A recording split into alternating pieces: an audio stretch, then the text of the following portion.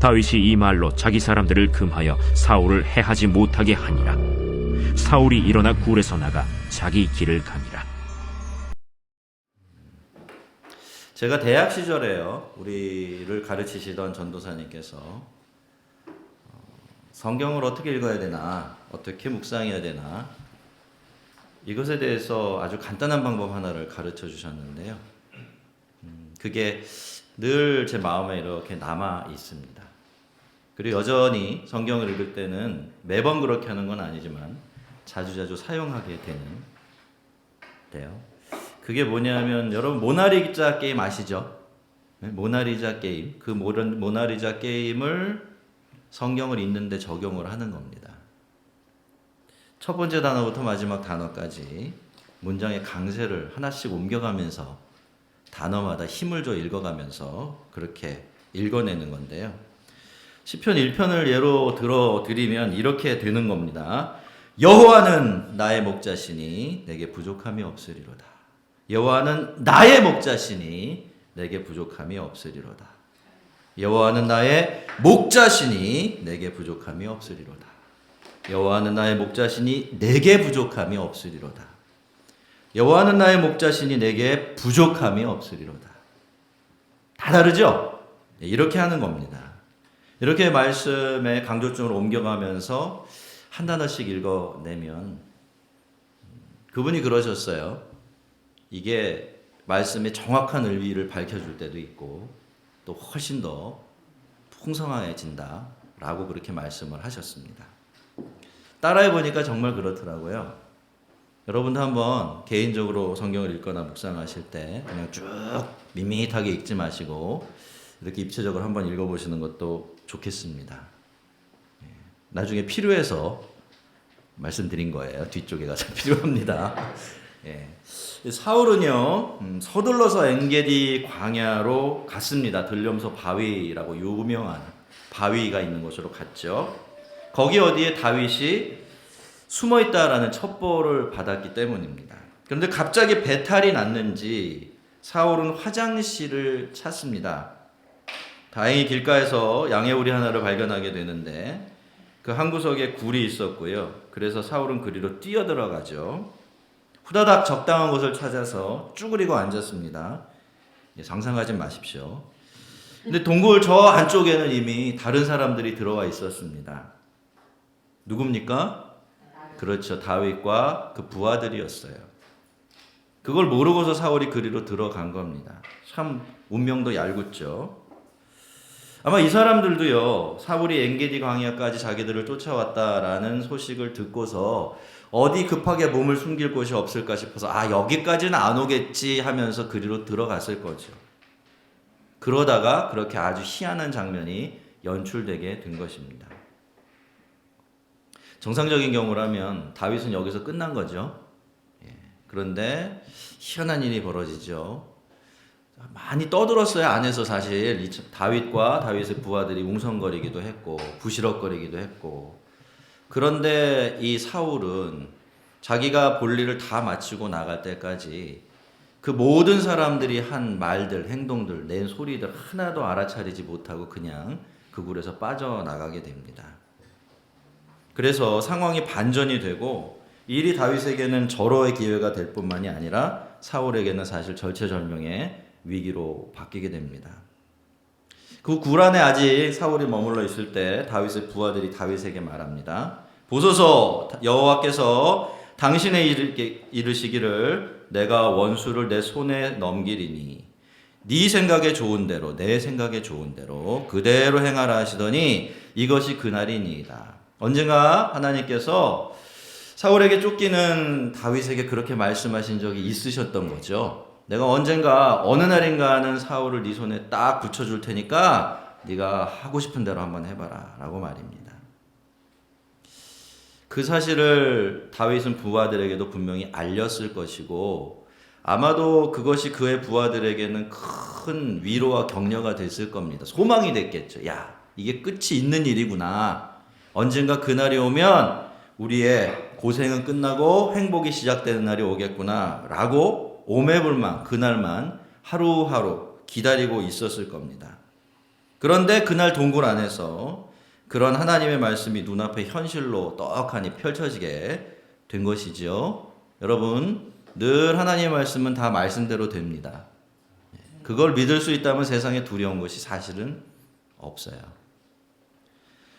하나님은 정말로 다윗의 손에 사울을 붙이셨습니다. 그런 식으로 붙일 수 없다라고 생각할 정도로 붙이셨죠. 이제 다윗은 자기 마음대로, 자기 생각에 좋은 대로 하기만 하면 됩니다. 다윗이 어떻게 했습니까? 칼을 들고 자리에서 일어섰죠. 살금살금 고양이처럼 사울에게로 다가갔고, 그리고 들고 간 칼을 치켜 들었습니다. 자, 그 다음에는 그러면 어떤 장면이 이어져야 맞습니까? 와! 이런 이제 장면이 벌쳐져야 돼요. 그죠? 한 손에 딱 사울의 머리를 들고, 한 손에는 칼을 딱 들고 동굴 앞에서 환호하고 힘차게 소리치는 그런 다윗의 모습이 이어져야 되는데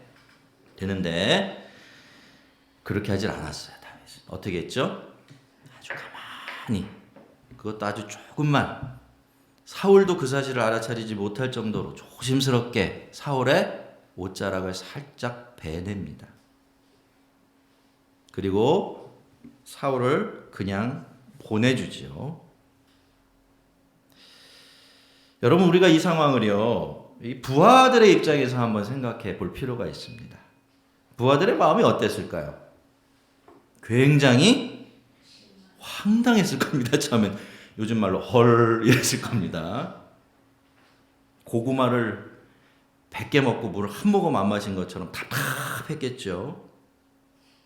심한 배신감과 분노도 느꼈을 것이 분명합니다. 이 양반이 도대체 어떻게 된 거지? 도대체 우리 생각은 안 하는 건가? 어떻게 얻은 기회인데 하나님도 네 맘대로 하라고 허락까지 하셨는데 도대체 이 양반은 바본가? 이게 뭐지? 속에서 막 이런 게 막 올라왔을 겁니다. 근데 여러분, 다윗이 그 다음에 한 행동은요, 더 기가 막혀요. 부하들이 보는 앞에서 다윗이 머리를 쥐어뜯으면서 괴로워하기 시작한 거예요. 왜 그렇죠? 자기가 사울의 옷자락을 베었다고 그러는 겁니다. 그런데 한동안 그런 시간이 지나고, 물론 길진 않았을 것 같아요. 마음을 추스린 다윗이 어떻게 이야기합니까? 내가 손을 들어 여호와의 기름 부음을 받은 내 주를 치는 것은 여호와께서 금하시는 것이니 그는 여호와의 기름 부음을 받은 자가 됨이니라 라고 말이죠. 그러는 동안에 사울은 이미 볼일 다 끝나고 동굴에서 빠져나가 버립니다. 여러분, 그냥 읽어서 우리가 그렇지, 이거 하나하나 이렇게 뜯어 읽어보면요, 정말 이야기가 쉽지가 않습니다. 여러분은 쉽게 이해가 가세요? 이러한 다윗의 행동이? 저는 어느 시점까지는 아무리 생각해도 도대체 다윗이 왜 이렇게까지 했을까 몰랐어요. 근데 제가 신앙이라는 게 도대체 진짜로 뭔지를 조금씩 알아가게 되면서, 아, 다윗이 했던 행동들이 대단한 것이구나. 왜 그랬구나. 왜 하나님께서 다윗이 완전하지도 못했고 사실 실수도 많았잖아요. 그렇죠? 그리고 그 누구도 짓지 않을 만한 엄청난 죄도 저지른 게 사실입니다만, 그럼에도 불구하고 그런 거 다 덮어주시고 그래도 얘는 내 마음에 합한 사람이야 라고 하는 성경에 기록되어 있는 최고의 칭찬을 해주셨는지 그 이유를 좀 알게 되었습니다.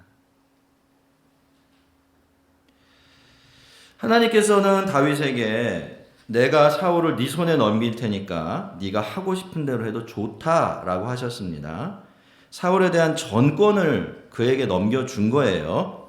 그래서 여러분, 사실은요, 다윗은 어떤 선택을 해도 괜찮았습니다. 사울을 죽인다고 해도 그게 죄가 되는 게 아니었죠. 하지만 여러분, 다윗에게 사울을 죽일 자유가 주어졌다면 동시에 어떤 자유도 주어진 건가요? 살려줄 자유도 주어진 겁니다. 다윗은 그걸 잘 알고 있었던 거죠. 그래서 다윗은 자기가 그 자유를 도대체 어디에 사용하면, 어떤 식으로 사용하면 하나님을 더 기쁘게 해드릴 수 있을까, 그걸 생각한 거죠. 그래서 다윗은 그것이 자기를 다시 한번 커다란 위협과 개고생으로 몰아넣는 그런 일로 반드시 이어질 것이라는 것을 알고 있으면서도 사울을 그냥 놓아 보내준 겁니다.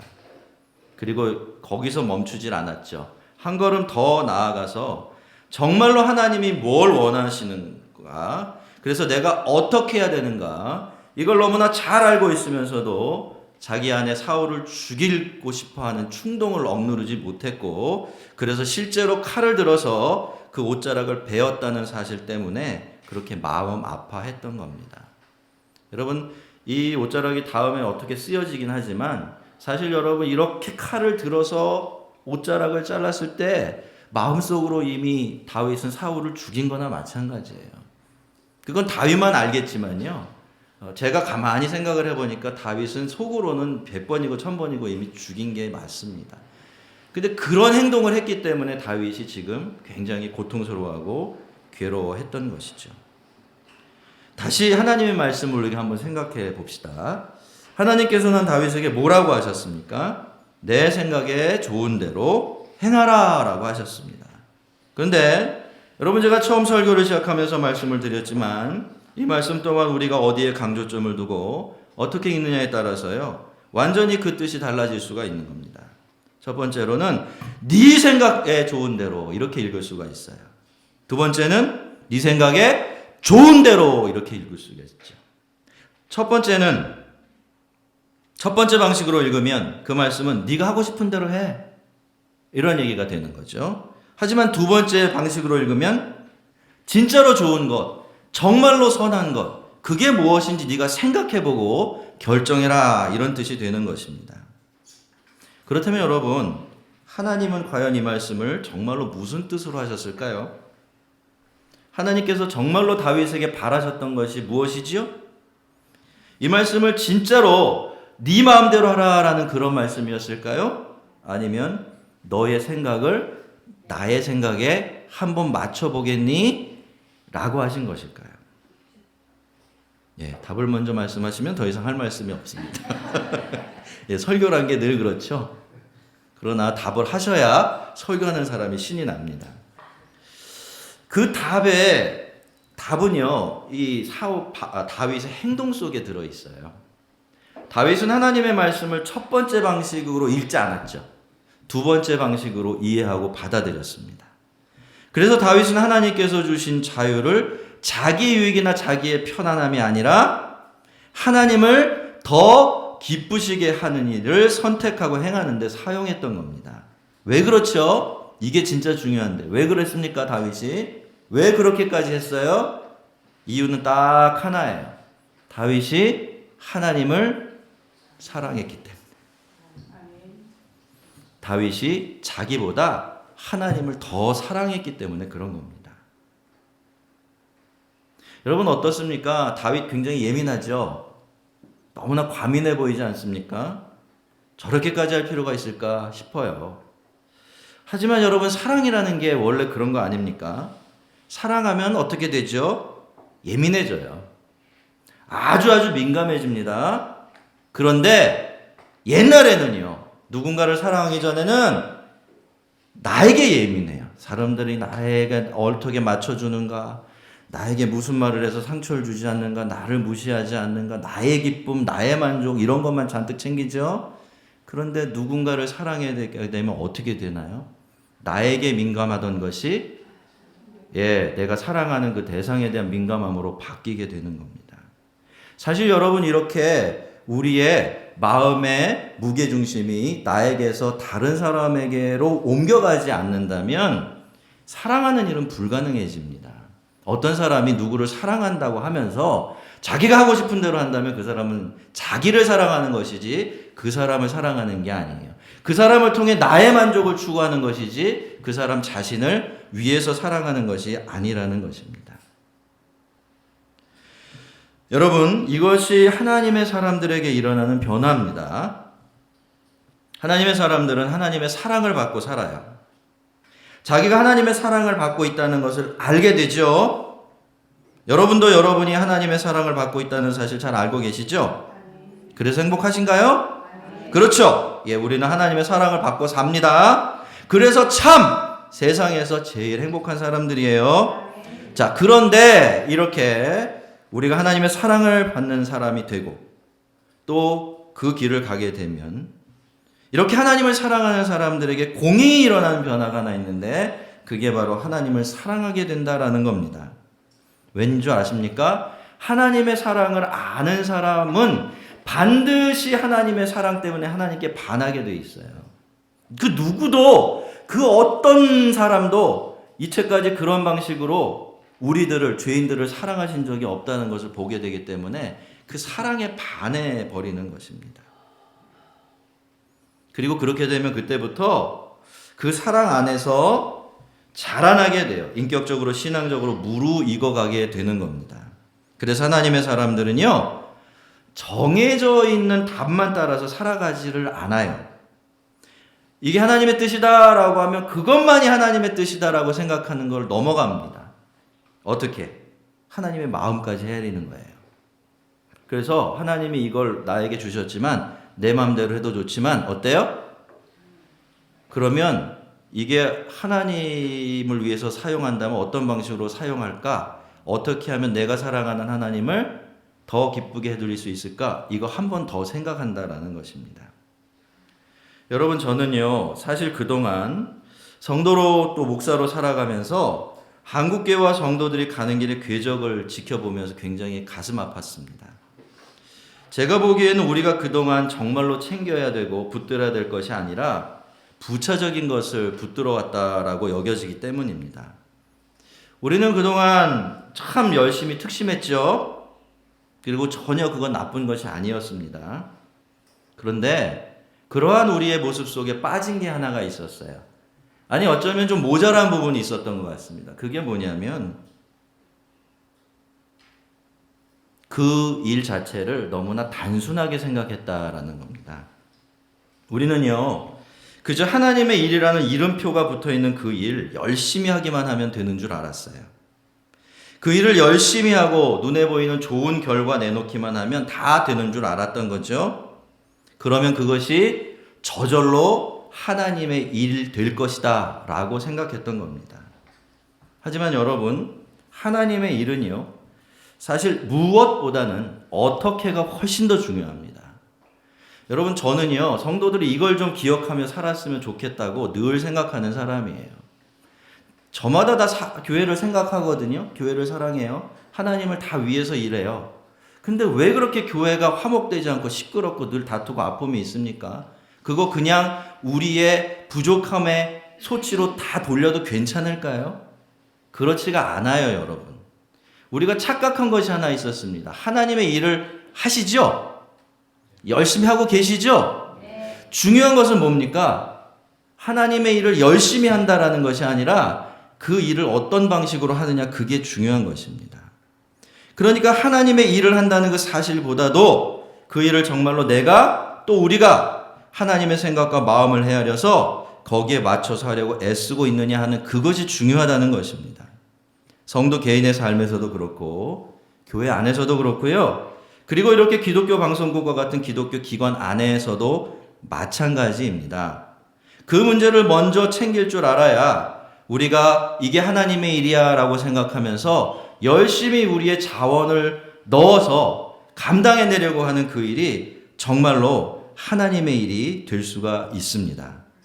그저 그 일을 하는 것이 아니라 그 일을 통해서 하나님을 섬기고 나아가서 하나님을 정말로 사랑하는 일도 가능해지는 것이죠.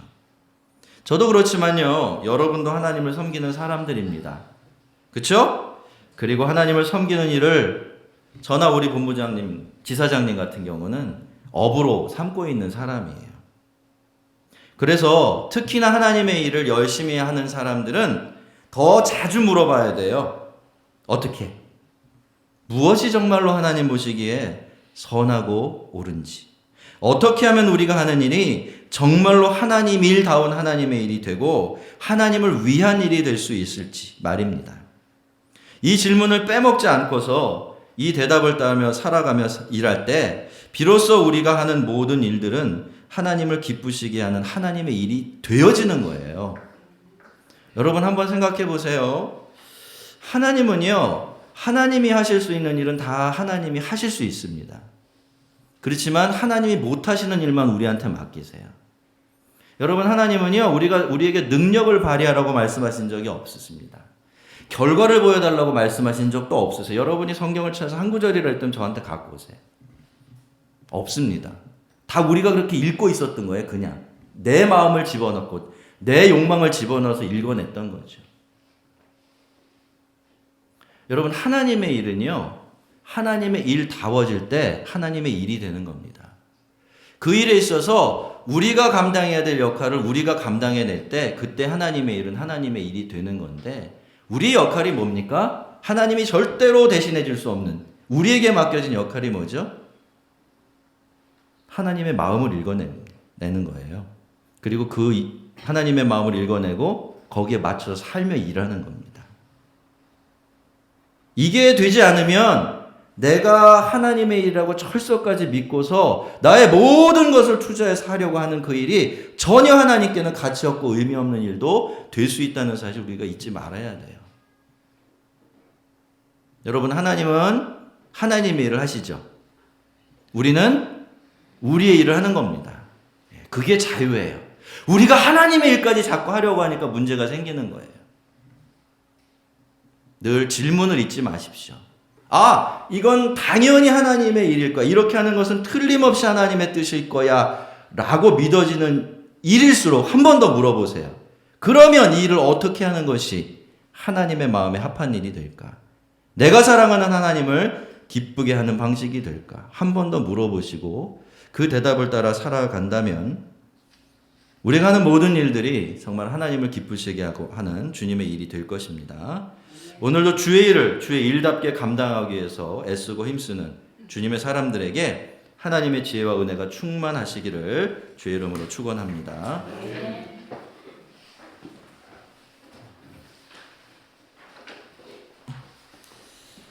우리 말씀을 생각하면서 한번 같이 짧게 기도하도록 하겠습니다. 여러분, 우리 다 하나님의 일 열심히 하는 사람들인데요.